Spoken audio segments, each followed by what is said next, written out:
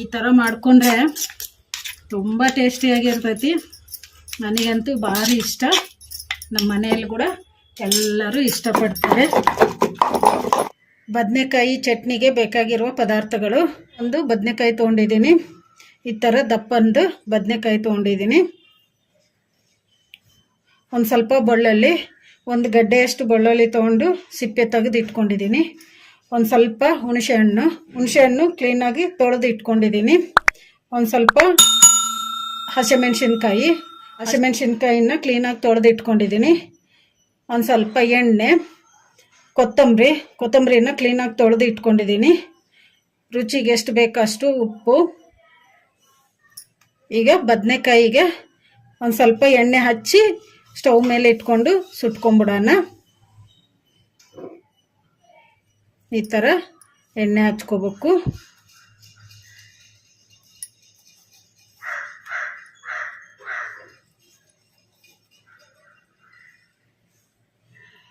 ಈಗ ಇದನ್ನು ಸ್ಟವ್ ಮೇಲೆ ಇಟ್ಕೊಂಡು ಸುಟ್ಕೊಂಡ್ಬಿಡೋಣ. ಈಗ ಸ್ಟವ್ ಆನ್ ಮಾಡ್ಕೊಂಡ್ಬಿಡೋಣ. ಎಣ್ಣೆ ಹಚ್ಚಿ ಇಟ್ಕೊಂಡಿದ್ವಲ್ಲ ಬದನೆಕಾಯಿನ ಸ್ಟವ್ ಮೇಲೆ ಇಟ್ಕೊಂಡು ಸುಟ್ಕೊಂಡ್ಬಿಡೋಣ. ಮೀಡಿಯಮ್ ಫ್ಲೇಮಲ್ಲಿ ಬದನೆಕಾಯಿನ ಈ ಥರ ತುಂಬಿಡ್ಕೊಂಡು ಟರ್ನ್ ಮಾಡ್ಕೊತ ಸುಟ್ಕೋಬೇಕು.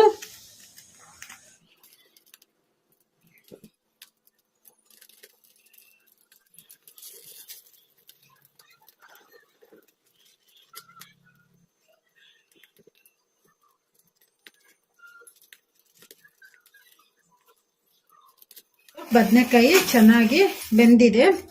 ಈಗ ಇದನ್ನು ಸ್ಟವ್ ಆಫ್ ಮಾಡಿಕೊಂಡು ಒಂದು ಪ್ಲೇಟಿಗೆ ತಕ್ಕೊಂಬಿಡೋಣ.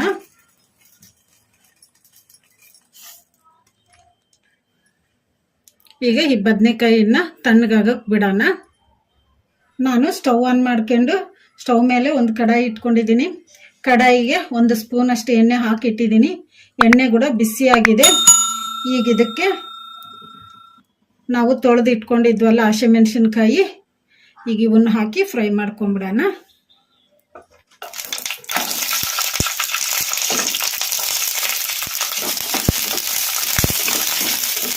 ಮೀಡಿಯಮ್ ಫ್ಲೇಮಲ್ಲಿ ಹಸಿಮೆಣಸಿನ್ಕಾಯಿನ ಫ್ರೈ ಮಾಡ್ಕೋಬೇಕು. ಈ ಥರ ಕಲಿಸ್ಕೊಂತ. ನಿಮಗೆ ಖಾರ ಜಾಸ್ತಿ ಬೇಕಂದ್ರೆ ಇನ್ನೂ ಸ್ವಲ್ಪ ಹಸಿಮೆಣಸಿನ್ಕಾಯಿ ಹಾಕ್ಕೋಬೋದು. ಹಸಿಮೆಣಸಿನ್ಕಾಯಿ ಕೂಡ ಫ್ರೈ ಆಗಿದಾವಲ್ಲ, ಈಗ ಸ್ಟವ್ ಆಫ್ ಮಾಡಿಕೊಂಡು ತಣ್ಣಗಾಗಕ್ಕೆ ಬಿಡೋಣ. ಬದನೆಕಾಯಿ ತಣ್ಣಗಾಗಿದೆ. ಈಗ ಈ ಬದನೆಕಾಯಿ ಮೇಲೆ ಇರೋ ಸಿಪ್ಪೆ ತಕ್ಕೊಂಬಿಡೋಣ.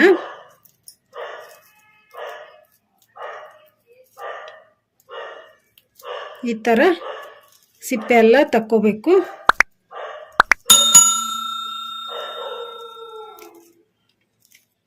ಕ್ಲೀನಾಗಿ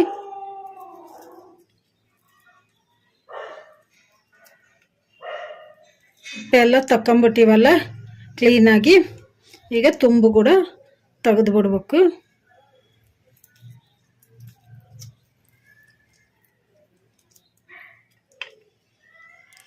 ಈಗ ಇದನ್ನು ಇನ್ನೊಂದು ಪ್ಲೇಟಲ್ಲಿ ಇಟ್ಕೊಂಡು ಹುಳ ಇದಾವೇನೋ ನೋಡ್ಕೊಂಬಿಡೋಣ.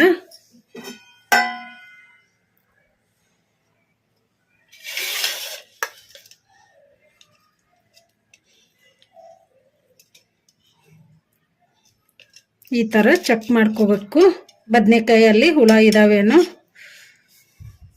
ಹೊರಗೆ ತಣ್ಣಗಾಗಿದೆ, ಒಳಗೆ ಬಿಸಿ ಇದೆ ಫ್ರೆಂಡ್ಸ್. ಇಲ್ಲಿ ಬದನೆಕಾಯಿ ಈಗ ನೋಡ್ಕೊಂಡಿವಲ್ಲ, ಏನು ಹುಳ ಇಲ್ಲ.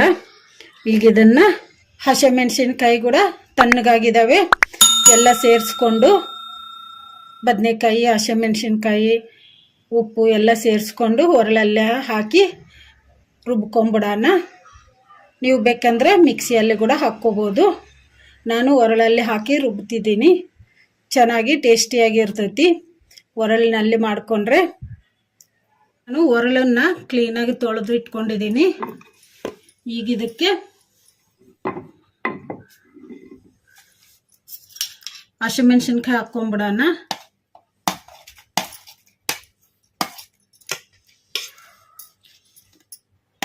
ಹಾಗೇನೆ ಬೆಳ್ಳುಳ್ಳಿ ಹಾಕ್ಕೊಂಬಿಡೋಣ.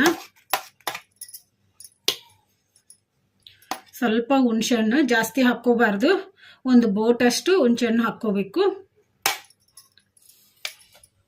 ರುಚಿಗೆ ಎಷ್ಟು ಬೇಕಷ್ಟು ಉಪ್ಪು ಹಾಕೋಣ. ನಾನು ಕಲ್ಲುಪ್ಪು ಹಾಕ್ತಿದ್ದೀನಿ.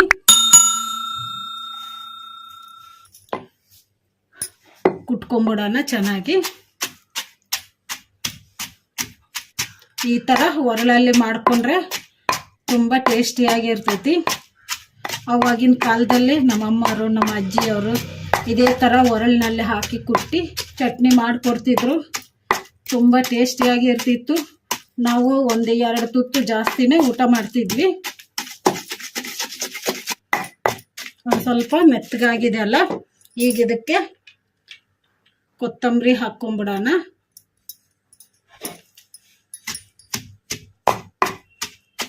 ಜಾಸ್ತಿ ಟೈಮು ಹಿಡಿಯಲ್ಲ,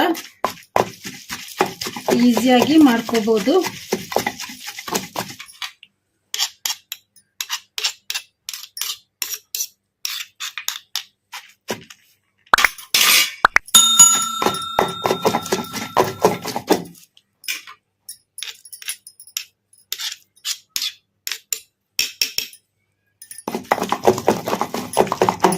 ಈಗ ಒಂದು ಸ್ವಲ್ಪ ಮೆತ್ತಗಾಗಿದೆ ಅಲ್ಲ,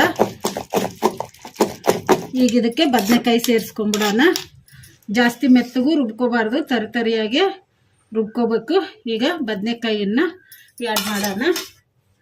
ಬದನೆಕಾಯಿಯನ್ನು ಹಾಕ್ಕೊಂಬಿಟ್ಟಿವಲ್ಲ, ಈಗ ಇದನ್ನು ಈ ಥರ ಚೆನ್ನಾಗಿ ಕುಟ್ಟಿ ರುಬ್ಕೋಬೇಕು.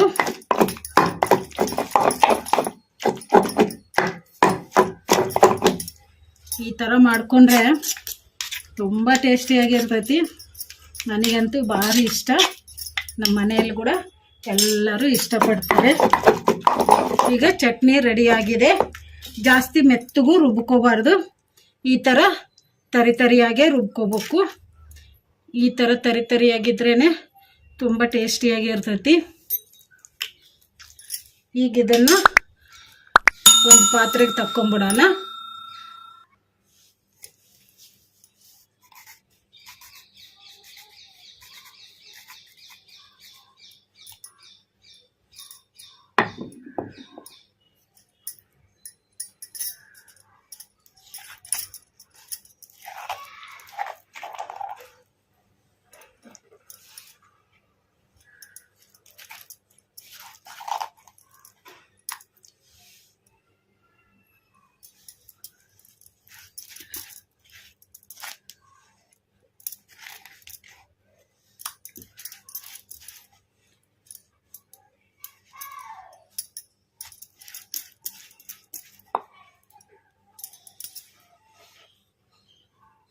ಒಂದು ಪಾತ್ರೆಗೆ ತಕ್ಕೊಂಬಿಟ್ಟಿವಲ್ಲ, ಚಟ್ನಿಯನ್ನು ರೆಡಿಯಾಗಿದೆ.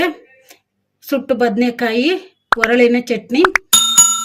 ಈಗ ಇದನ್ನು ಜೋಳದ ರೊಟ್ಟಿ ಜೊತೆಗಾಗಲಿ, ಅನ್ನದ ಜೊತೆಗೆ ತುಪ್ಪ ಹಾಕ್ಕೊಂಡು ತಿಂದರೆ ತುಂಬ ಟೇಸ್ಟಿಯಾಗಿರುತ್ತೆ. ನೀವು ಟ್ರೈ ಮಾಡಿ. ಜಾಸ್ತಿ ಟೈಮು ಹಿಡಿಯಲ್ಲ, ಈಸಿಯಾಗಿ ಮಾಡ್ಕೋಬೋದು. ಈ ವಿಡಿಯೋ ನಿಮಗೆ ಇಷ್ಟ ಆದರೆ ನನ್ನ ಚಾನಲನ್ನು ಸಬ್ಸ್ಕ್ರೈಬ್ ಮಾಡಿ, ಲೈಕ್ ಮಾಡಿ, ಶೇರ್ ಮಾಡಿ, ಕಮೆಂಟ್ ಮಾಡಿ. ಸಬ್ಸ್ಕ್ರೈಬ್ ಬಟನ್ ಪಕ್ಕ ಬೆಲ್ ಬಟನ್ ಇರುತ್ತೆ, ಅದನ್ನು ಪ್ರೆಸ್ ಮಾಡಿ. ನಾನು ಯಾವುದೇ ಒಂದು ಹೊಸ ವಿಡಿಯೋ ಮಾಡಿದರೂ ನಿಮಗೆ ನೋಟಿಫಿಕೇಷನ್ ಬರುತ್ತೆ. Thank you for watching.